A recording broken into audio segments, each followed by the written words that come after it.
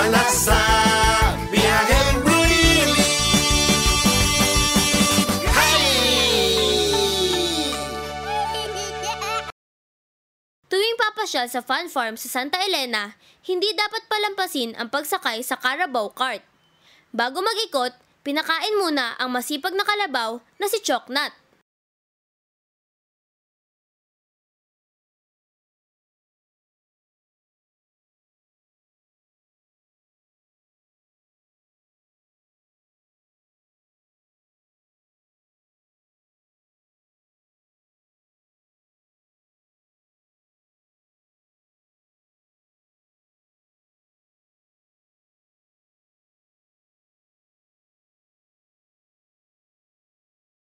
Maya-maya pa, handa na ang grupo para sa susunod nilang pupuntahan. Kaya sina Kuya Chang at Chacha ay sumakay sa mga kabayo.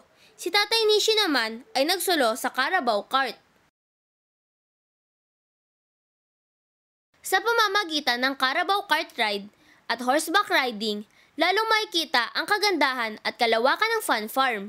Napapaligiran ito ng mga puno na karamihan ay nara at mahogany. Madadaanan din ang isang bahagi para sa obstacle course.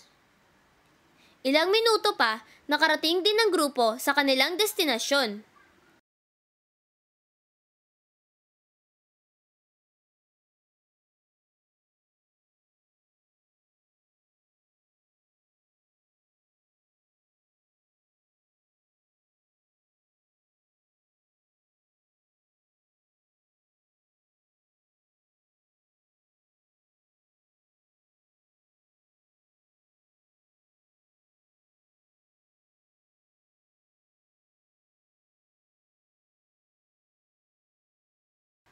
Ang Holy Carabao Holistic Farms ay napupuno ng iba't ibang klaseng mga halaman. Sa harapan nga, namumulaklak pa ang ilan sa mga ito. Isang arko naman ng mga halamang gulay ang nagsisilbing lilim sa mahabang daanan papasok sa farm. Nakakatuwangang tingnan ang mga bunga ng gulay na nakalambitin sa arko.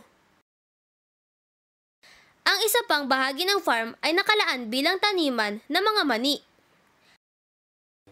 At gaya ng pangako niya kanina, ipinakita ni Kuya Romel ang mga sigarilyas.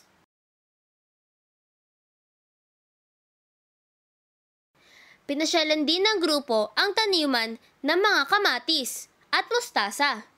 Katabi nito, may isang mamang panayang halukay sa kahon na puro lupa. Bakit kaya?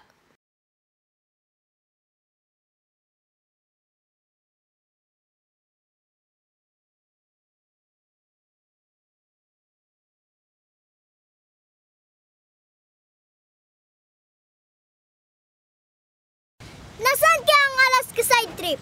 Let's watch! Let's watch! Super strong! Super strong! Super strong! Super strong! Sama na sa